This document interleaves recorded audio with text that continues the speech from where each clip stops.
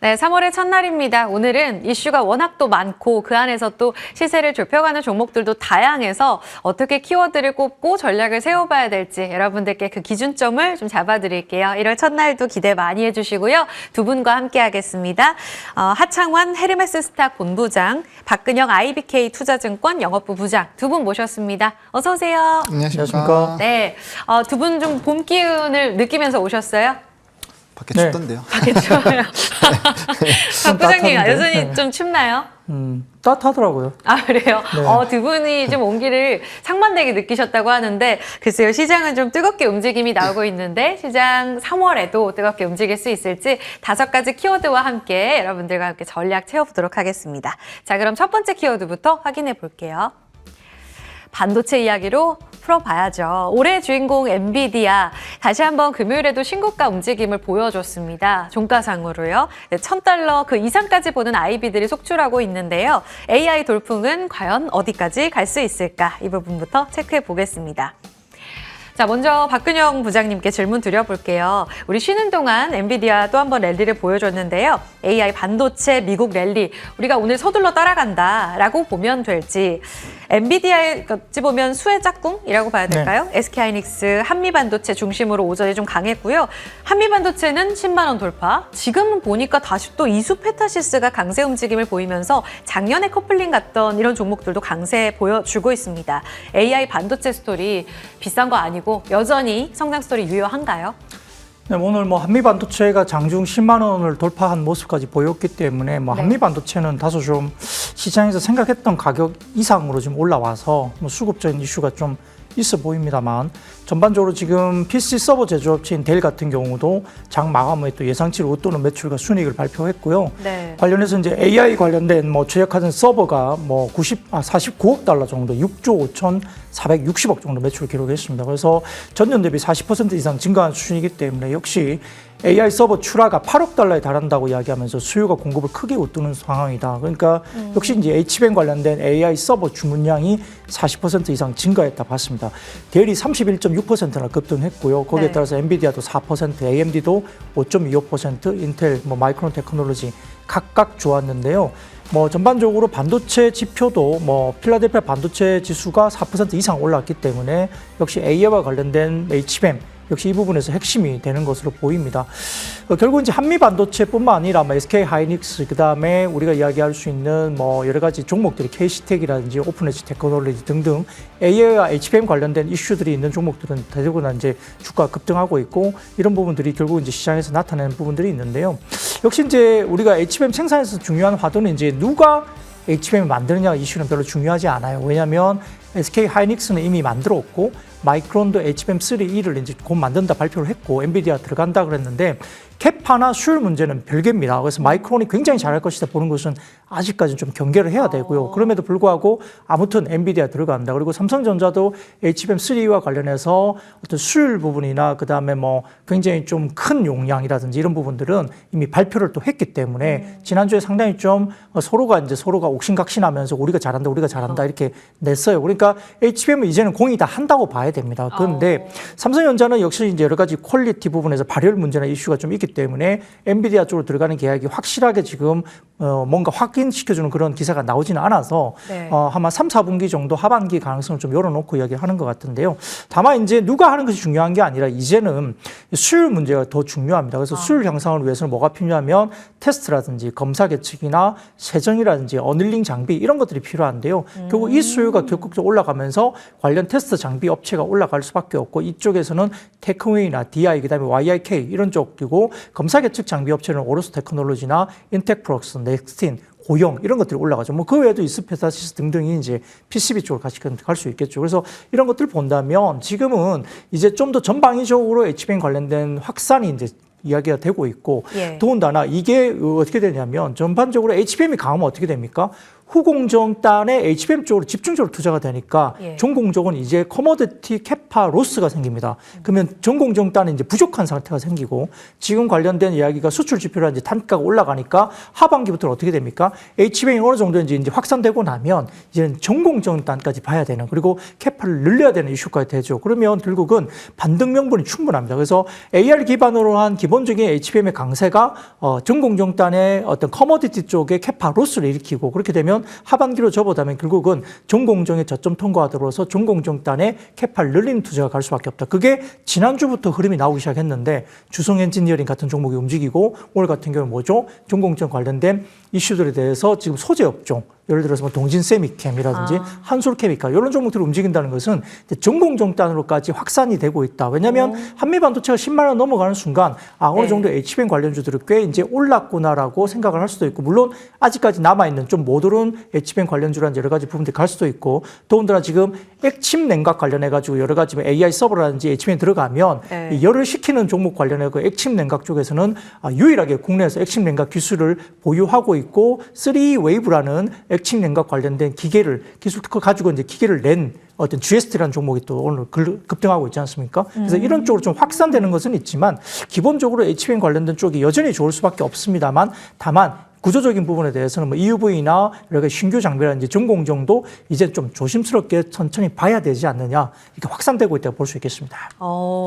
HBM을 중심으로 한 랠리는 지속이 될 거다. 다만 좀 소외받았던 다른 쪽 밸류체인까지 순환매 움직임 기대해 볼 수 있다라는 의견을 주셨고요. 이제는 이 양산에 대한 경쟁은 계속 치열해질 거기 때문에 그 앞에서 그 뒤에서 이제 장비 쪽에 그러니까 완성도를 높일 수 있는 이런 장비 쪽으로 계속해서 관심이 높아지고 있는 흐름 이렇게 또 정리를 해주셨습니다. 개괄적인 부분을 쭉 짚어주셨는데 조금 종목 질문 하창한 본부장님께 드려볼게요. 조금 전에 한미반도체 이야기도 해주셨어요. 우리 박 부장님도 10만 원 돌파한 이후에 살짝 좀 힘이 빠지면서 지금 오히려 오후장에는 이수페타시스 사실 두 종목이 작년에 엔비디아 랠리 보일 때 아주 강하게 움직였던 두 종목 아닙니까? 근데 이수페타시스가 드디어 좀 움직임이 나오는 것인지 이쪽으로 봤을 때 브로드컴이 최근에 강세 움직임을 보여주면서 올해 들어서만 한 30%가량의 급등 양상 보이고 있는데 곧 실적 발표 앞두고 있다고 해요. 그렇죠. 이수페타시스가 이쪽으로 납품하게 되는데 연관성 같이 본다면 여기서 또 수혜를 받을 수 있는 이수페타시스 이들의 계절이 다시 또 펼쳐지나 이런 기대도 드는데 어떻게 해석하세요?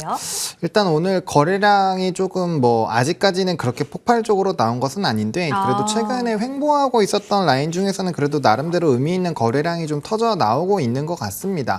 그래서 뭐 충분히 상방으로 이어질 확률은 좀 높지 않을까라고 보고 있고요. 일단은 사실 한미반도체가 몇 년도까지 이거를 좀 밸류를 당겨오느냐에 따라서 좀 이제 비싸다 안 비싸다 얘기가 나올 수는 있겠지만 지금 현재 상황에서는 저는 개인적으로 좀 비싸다라고 생각을 하고 한미반도체요? 네. 그러니까 이제 그런 쪽에서 부담감을 가지시는 분들이 분명 계실 거예요. 뭐 PER로 보든지 뭐 PSR로 보든지 부담감이 일부 생길 수 있는 구간은 확실하기 때문에 해당 부분에서 이제 차익을 만약에 실현을 하셨던 분들이 AI 쪽에서의 관심이 여전히 높으실 거란 말이죠. 그러면 아직 덜 간 쪽에서 수급이 쏠릴 만한 곳이 어디 있을까를 또 열심히 찾아보셨을 거고 또 한미반도체도 상승하기 전의 흐름을 보시면 상당히 조금 쉬어가면서 힘을 응축을 했었던 그런 기간이 있었거든요. 그러니까 요번에 2월 달부터 사실 다시 폭발적으로 상승이 나온 거지 뭐 사실 작년 뭐 8, 9월 달부터 계속적으로 박스권을 만들면서 주가가 좀 횡보를 했었습니다. 그래서 이 스페타시스 같은 경우도 지금 한 4, 5개월 정도 쉬어가다가 이제야 막 시작을 하려고 하고 있는 상황이기 때문에 수급적인 부분만 조금 더 받쳐준다라고 한다면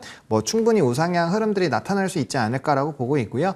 최근에 반도체 기조 자체가 주목을 받고 있었던 그런 종목군들에서는 키높이를 계속 맞춰나가는 흐름들이 나타나고 있어요. 그게 굳이 뭐 온센서나 온디바이스나 뭐 HBM 이거 나눌 필요가 없이 그냥 반도체 쪽에서 집중을 했었던 종목군들은 한쪽 선발대가 먼저 이렇게 뭐 한미반도체가 대표적일 수 있겠죠. 그쪽이 가격의 상단 자체를 높여주니까 나머지 쪽도 다 같이 한 번씩 상단을 높여주는 이런 흐름들이 나타나고 있거든요. 그래서 결과적으로 핵심은 HBM을 중심으로 진행이 되고 있다라고 보실 수가 있는 상황이고 그 안에는 당연히 SK 하이닉스가 수가 있고요. 그래서 그런 안에서의 좀 순환매 흐름들이 나타날 수 있는 상황이어서 이전부터 좀 시장에서의 주목을 받았었던 종목군들 중에서 이렇게 오랜 기간 횡보를 하고 있는 기업들을 조금 차별화하셔가지고 좀 노려보시고 있다가 수급 쏠렸을 때 같이 따라가시는 방법도 좀 좋은 매매에 대한 이런 흐름이 될 수 있지 않을까, 전략이 될 수 있지 않을까라고 생각을 하고 있습니다.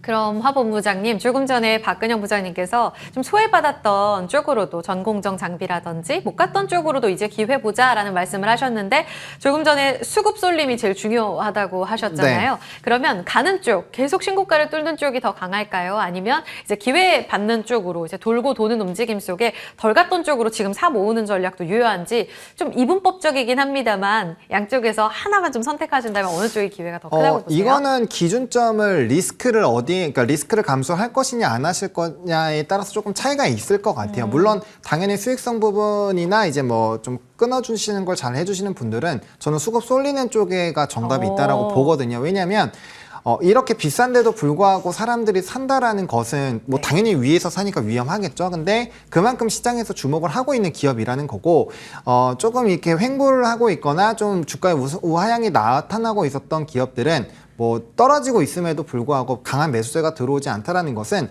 아직까지는 시장의 중심이 될 수 없다라는 부분이거든요. 그러니까 그런 부분에서 내가 선택을 잘한다라고 한다면 리스크와 수익률을 동시에 챙겨갈 수 있지만 만약에라도 시장에서 그 종목을 소외를 해버린다라고 한다면 계속적으로 소외받는 상황이 유지가 될 수 있는 상황이거든요. 그래서 물론 차분히 전략적으로 모아가시고 기간 투자를 하신다면은 당연히 좋은 성과가 나오겠지만 생각보다 그렇게 유지하는 것이 쉽지가 않습니다. 그래서 현재 시점에서 반도체가 또 이제 뭐 단기적으로 베이비버블 얘기까지 나오고 있는 시점이기 때문에 네. 만약에 거기서 꺾이기 시작하면은 소외받고 있었던 종목군도 또 떨어질 거거든요. 그래서 저는 지금 아직까지는 좀 주목을 받고 있는 기업들 안에서의 조금 순환매를 노리시는 게 맞지 않을까라고 보고 있고요. 그 안에서 사실 뭐 대장주만 꺾이지 않는다라고 한다면 충분히 좀 기대감을 가질 수 있기 때문에 저는 뭐 미국장에서의 이런 반도체 기조가 빨리 꺾일 것이냐 아닐 것이냐 그 판단 하에 의사결정을 하시는 게 맞지 않을까라고 생각을 하고 있습니다. 두 분 다 중심엔 HBM을 강조해 주셨고 엔비디아 그리고 우리 시장 안에서는 SK 하이닉스의 입지가 굉장히 중요하겠습니다. 두 분의 의견 잘 들었고요. 반도체 정리하고 다음 키워드로 넘어가 보겠습니다. 오늘 반도체가 오전 시장 분위기를 전체적으로 이끌어갔다면 그 다음으로 좀 강한 쪽은 바로 저 PBR주입니다. 지난 2월 마지막 거래일에도 우리 죽지 않았다라는 모습을 시세를 통해 보여줬거든요. 이복현 위원장의 금융위원장의 페널티 발언에 힘 입은 건지 여기에서 실망 매물이 나올 법한데 오늘도 강한 모습을 보여주고 있습니다. 외국인들의 러브콜 그 배경에는 뒷받침이 든든하게 들어오고 있고요.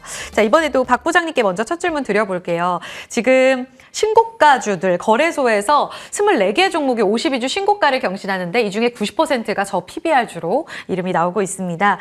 3월에는 주총이잖아요. 이 주총 시즌과 함께 행동주의 펀드들이 또 입김을 가하게 되면서 기업들이 좀 달라지지 않을까 하는 기대감 때문인지 네.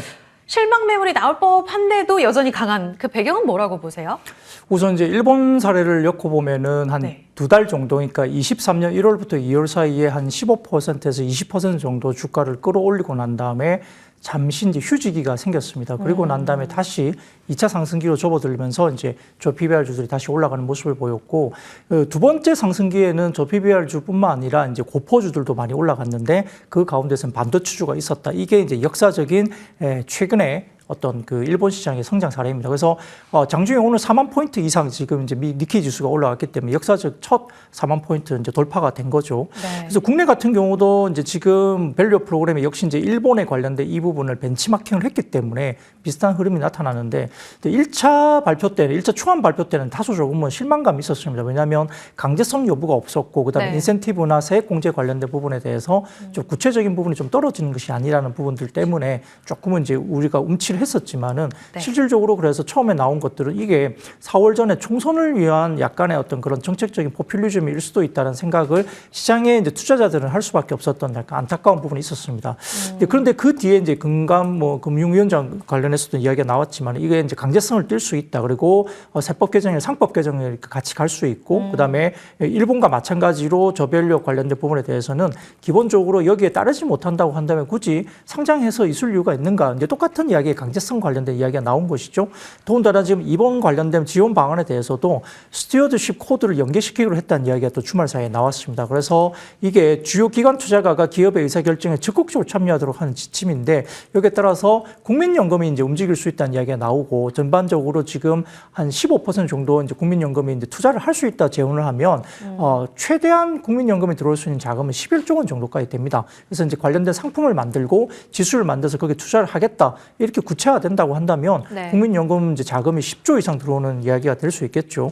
그래서 이렇게 될 때 결국은 뭐 일부 이제 보고서가 오늘 나오기도 했습니다만 밸류업 관련된 내용이 추가된 스튜어십을 따라 기업의 주주하는 노력이 이제 정량적으로 평가가 될 수 있기 때문에 그렇게 된다고 한다면 투자 판단의 지표가 명확하게 나오고 자연스럽게 의결권 행사를 할 수 있는 국민연금을 통한 기본적인 어떤 국가 자금이나 이런 부분들이 기관 투자가가 이런 의결권을 행사할 가능성이 굉장히 높아질 수밖에 없습니다. 그래서 오늘 아마 영국 투자가가 일부 이제 헤지펀드, 행동주의 펀드가 국민연금에 삼성물산의 어떤 주주 환원과 관련해서 예. 적극적으로 좀 해달라는 사안을 보냈다. 이런 이야기가 좀 나오고 있는 상황이기 때문에 네. 전반적으로 일본에서도 어떤 프라임 마켓 관련해서 대기업 중심으로 거버넌스가 추가됐고 강력한 조치이지만 이런 것들이 결국은 유사한 부분으로 간다. 이런 부분에서 결국은 당장 어떤 기관의 의결권 행사가 부담스러운 기업들은 밸류 프로그램에 상당히 적극적인 어떤 부분에 대해서 노력을 나설 수밖에 없지 않느냐. 그래서 오히려 일본보다도 일부에서는 일본보다 좀 더 강력한 정책적인 드라이버가 나올 수 있다는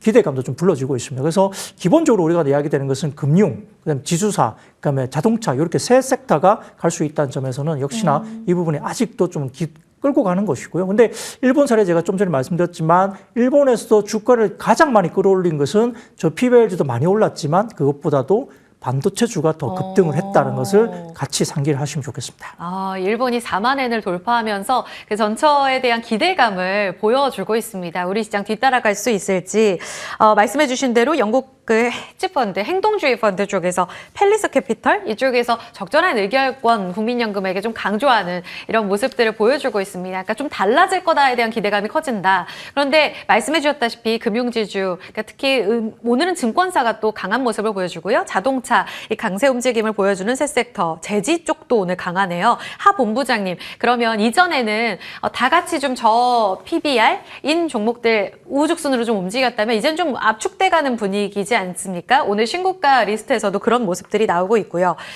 이 종목들 단기 과열 논란도 좀 무시할 수가 없을 텐데 아무래도 코리아 밸류업 지수, ETF 이 가이드라인을 만드는 데까지는 조금 시간이 남아있잖아요. 그렇죠. 그렇기 때문에 아무리 달라진다고 해도 좀 호흡이 길어질 텐데 대응 전략은 어떻게 가져가야 돼요? 지금 박 부장님께서도 상단 조금 더 열려있다라는 말씀을 하셨지만 챙길 때 좀 잘 챙겨야 될 것 같은데 어떤 전략 필요할까요?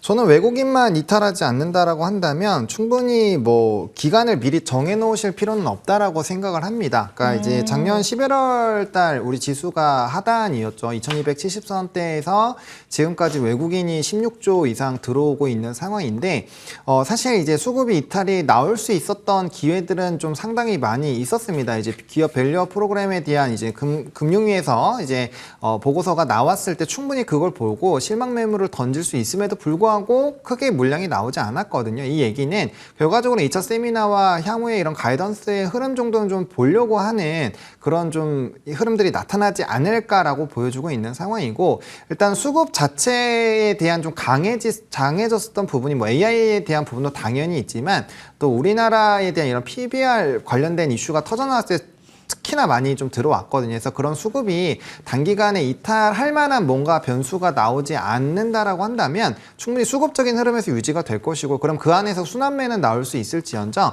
크게 눌릴 확률은 좀 적다라고 보시면 좋을 것 같습니다. 게다가 우리나라 1월달, 2월달 수출 데이터들 보시면 상당히 빠르게 개선이 되어가고 있는 흐름들이 나타나고 있거든요. 그래서 전반적으로 산업적인 흐름들도 좋아지고 있고 기업에 대한 이런 밸류 바탕으로 우리나라가 사실 뭐 이런 좀 이 상단 자체가 제한됐었던 게 뭐 주주 환원 정책도 안 하고 그런 부분들이 좀 상당히 영향이 있었다라고 보고 있거든요. 그렇게 된다면 박스권 자체가 한 단계 레벨업이 될 수 있다라는 관점으로 볼 수 있고요. 그런 관점에서 봤을 때 크게 이탈할 만한 요인은 뭐 현재 상황에서 없다. 그래서 만약에 2차 세미나 때 정말 우리의 기대감을 정말 부숴버리는 어떠한 좀 안 좋은 정책들이 나오지 않는다라고 한다면 수급적인 연속성은 좀 충분히 나타날 것 같고요. 특히나 같이 상승이 나왔을 때 좀 중요하게 보셔야 되는 게 네. 프로그램 비차익 순매수 부분이 계속적으로 들어오고 있다. 이것도 한 5조 이상 들어와 있죠. 그리고 외국인 선물 같은 경우도 단기간에 한 7조 정도 들어와 있는 상황이기 때문에 뭐 그런 부분에서 좀 이탈 흐름들만 좀 체크를 하신다라고 한다면 최근 시장 같은 경우는 좀 무난하게 볼 수 있지 않을까. 뭐 변수 같은 경우는 이제 AI 반도체가 미국 쪽에서 완전 조정이 나온다거나 뭐 그런 특별한 변수들만 아니라고 한다면 큰 수급 이탈이 나올 이유는 지금 현재 상황에서 없다라고 판단이 좀 되고 있습니다. 아, 외국인의 수급이 중요하겠다. 그때까지는 계속 한계를 좀 두지 말아라라는 말씀을 해주셨고요. 시장 전체적으로 꺾이는 이런 변수가 아니라면 그래도 상단을 좀 더 높여볼 수 있는 아주 긍정적인 발언을 주셔서 기대감 갖고 지켜보겠습니다. 저 PBR주 정리해보고요. 다음 키워드 또 가보겠습니다. 오늘요, 조용히 좀 올라오는 쪽이 있었어요. 바로 변압기 쪽입니다. 작년 한 해 동안 미국의 전력 인프라, 이 대형 사이클과 함께 오름세를 보였던 쪽이 오늘 장중에 좀 고점을 높이는 모습이 좀 포착이 됐거든요. 효성중공업 장중 슈팅 당하면서 신고가 직전 고점 뚫었고요. HD 현대일렉트릭 지금은 윗꼬리가 좀 달렸지만 상승세 유지되고 있습니다. 특히 재룡전기는 26%의 급등, LS 일렉트릭이 그동안 못 움직이더니 현재는 장중 고점을 유지하고 있습니다. 이번에는 하 본부장님께 먼저 질문 드려볼게요. 일론 머스크가 또 한 번 발언을 했는데요. 보쉬 커넥티드 컨퍼런스 3월 1일자로 지금 외신 나오고 있는데 AI가 확대되면서 25년 내년에는 전기나 변압기 공급 부족, 쇼티지 현상이 나오게 될 거다. 이 발언 때문인 것인지 오늘 슈팅이 나오고 있습니다. AI 컴퓨팅 확대, 반도체가 아니라 이 변압기 쪽까지 상승 랠리를 보여줄 수 있는 스토리 공감하세요? 일단은 뭐 그 일론 머스크의 발언이 아니더라도 좀 네. 변압기는 좀 작년 때부터 이제 요 랭킹 5에서 계속적으로 좀 좋다라고 말씀을 드려왔었던 종목이고 뭐 탑픽으로 또 현대 일렉트릭은 좀 여러 번 좀 했었던 걸로 기억이 나는데 어쨌든 이 변압기 관련된 부분에서 물론 뭐 일론 머스크의 발언이 일부 영향이 있었을 것 같기는 합니다. 왜냐면 오늘 재령종기나 이런 종목군들이 좀 상당히 급등이 나오기 때문에 네. 근데 그거를 논외로 치더라도 네. 지금 인프라 투자 쪽 특히나 변압기 쪽에서는 계속적인 관심이 필요하지 않나라는 생각이 들거든요. 일단 안 뭐 비싸요? 아직도? 비싸다라는 부분은 뭐 지금 당장을 놓고 봤을 때는 뭐 그런 평가가 나올 수 있지만 제가 보는 항상 이제 종목에서 비싸다 안 비싸다는 산업이 계속적으로 성장을 하고 있느냐 그리고 앞으로도 수출이나든지 이렇게 돈을 버는 구조가 또 확대가 될 수 있느냐 이거를 저는 좀 중요시하게 보는 편인데 네. 일단 북미 지역에서 10년 내에 처음으로 다시 돌아온 이 사이클이고 25년이나 40년 노후 변압기 아직도 너무 많아요. 그리고 이제 재생에너지 쪽이 폭발적으로 25년부터 확대가 될 텐데 그럼 동부나 서부에서 동부로 가는 그런 변압기들도 새로 설치를 해야 되거든요. 게다가 이제 정치권에서의 뭐 두 여당, 두 정당 같은 경우도 인프라 투자가 계속적으로 진행이 될 예정이고 또 이제 지정학적 리스크가 상당히 있었잖아요. 그러니까 그런 부분이 유지가 되고 있기 때문에 뭐 재건을 하더라도 이제 변압기 쪽에 대한 수요가 나타날 수밖에 없고 뭐 사우디라든지 기타 지역에서도 지금 확대 국면이 좀 나타나고 있거든요. 게다가 뭐 변압기 PPI 최근의 흐름도 상당히 뭐 나쁘지 않은 상황이고 네. 뭐 수출의 흐름들 그리고 수주에 대한 흐름들도 나쁘지 않습니다. 게다가 뭐 HD 현대 일렉트릭 같은 경우 최근에 이제 전기차 충전 관련된 사업까지 좀 진출을 예정을 하고 있는 상황이기 때문에 예. 결국엔 연관성이 생기고 있는 상황이고요. 그렇기 때문에 발언에 영향이 일부 있다라고 생각을 하고 있습니다. 그래서 산업적으로 계속적으로 저는 뭐 한동안 이런 수주가 계속적으로 유지가 될 거라고 생각을 하고 있기 때문에 네. 뭐 주가의 위치는 좀 부담스러울 수 있겠지만 뭐 상방rum은 여전히 남아 있다라고 보고 있고요.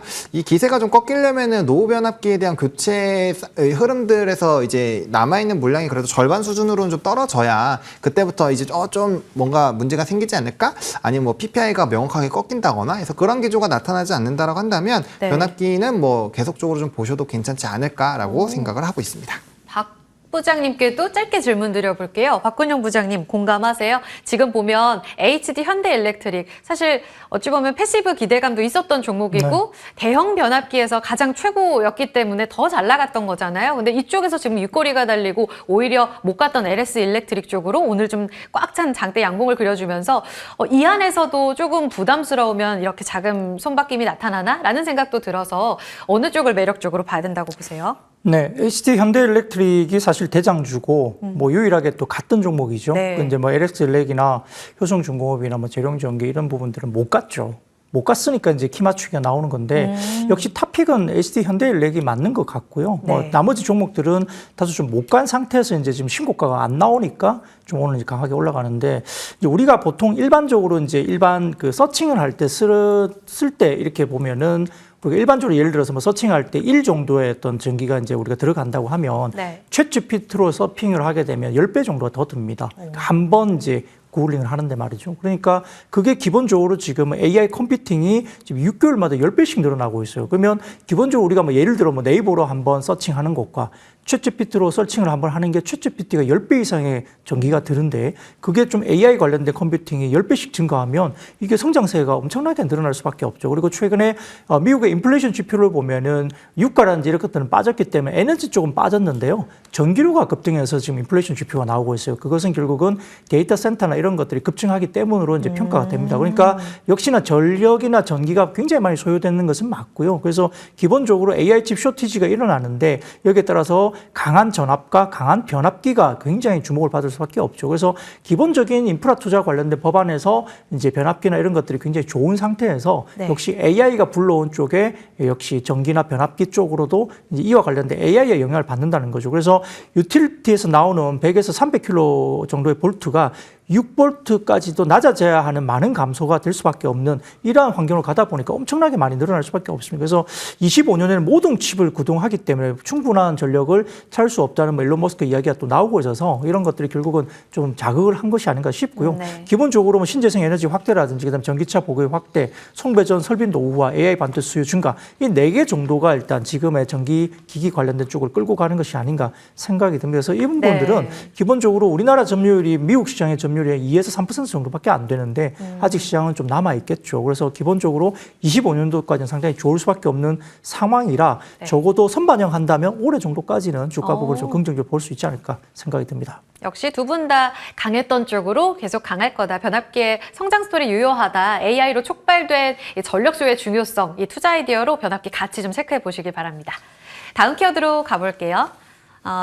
짧게 가볼 건데요. 비트코인의 상승 혹은 신작 기대감. 오늘 위메이드가 장 초반 분위기가 심상치가 않았습니다. 오랫동안 좀 조정을 받았다가 급격하게 고개를 드는 모습이 나왔는데요. 지금 기준으로 보면 오늘 또 자금이 여러 가지로 좀 분산이 되면서 윗꼬리가 좀 달리는 모습 아쉽게 나타나고 있습니다. 하 본부장님, 게임주의 점차 탄력이 둔화된 부분 아쉽긴 합니다만 오전에 위메이드가 장중 VI 발동되면서 강했었거든요. 이거 위믹스 주말간 많이 올랐다고 하는데 가상화폐 덕분인가요? 아니면 다음 주에 공개될 나이트크로우 영향으로 기대감으로도 해석할 수 있을까요? 뭐 물론 두 개 다 영향이 있다라고 생각을 하는데요. 저는 그 중에서 비트코인의 영향이 단연 크지 않았나라고 생각을 합니다. 왜냐면은 이제 이 비트코인 가격 자체가 굉장히 올라가게 되면 뭐 NFT라든지 STO 시장에서의 거래 대금이 굉장히 좀 늘어나거든요. 그러다 보니까 나머지 쪽에서도 가격 상승이 좀 크게 이루어지는데 한 일주일 전만 하더라도 2,000원대 후반대에 있었던 그러니까 2월 말까지만 해도 2,800원이었던 이 위믹스 가격이 지금 이제 전거래 기준으로 봤을 때 4,019원까지 엄청나게 많이 폭등을 했거든요. 그러니까 그러다 보니까 당연히 이제 위믹스에 대한 이제 위메이드 그룹주들로 수급이 쏠리는 이런 흐름들이 나타났다라고 보시면 좋을 것 같습니다. 근데 보통 게임주 같은 경우는 이제 게임으로만 본다라고 한다면 흥행이 기대가 되면 그 선반영 됐다가 출시 이후에 그 성과가 못 나오면은 좀 급락하는 경우들이 많이 있기 때문에 현재 시점에서는 이제 게임보다는 코인 쪽으로 보시는 게 맞을 것 같고요.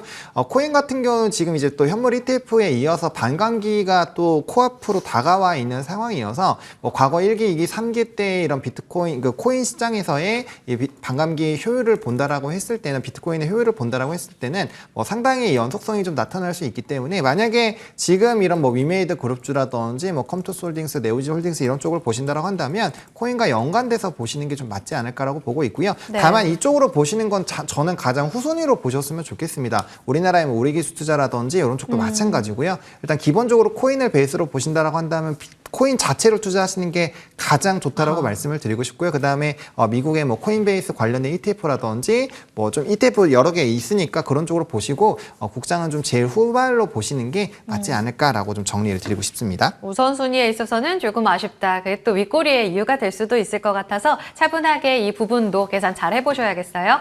자, 마지막 키워드로 가보겠습니다. 대망의 마지막 키워드는 바이오입니다. 반도체에 가려졌지만 여전히 수급이 살아있는가 3월에 그들의 달이 될 것이다 라는 증권사의 시각들도 함께 나오고 있습니다. 오늘 보면 개별적으로 조금씩 움직임이 나와요. 보툴리눔 톡신, 레티보 관련해서 휴젤이 초반에 좀 강하면서 신고가를 보여주는 모습을 보여줬습니다.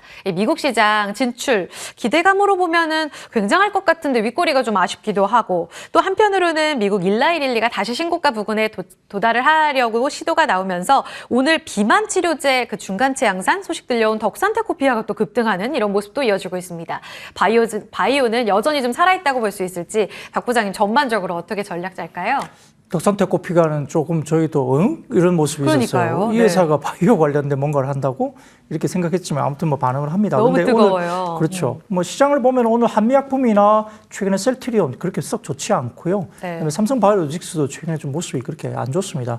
실적이 괜찮은데도 일부 대형 바이오주들이 별로 좋지 못하고 다만 이제 알테오젠 관련된 부분에 대해서 MSD 계약 변경 관련된 가치가 이제 이슈가 이제 되면서 알테오젠 굉장히 많이 올랐는데 네.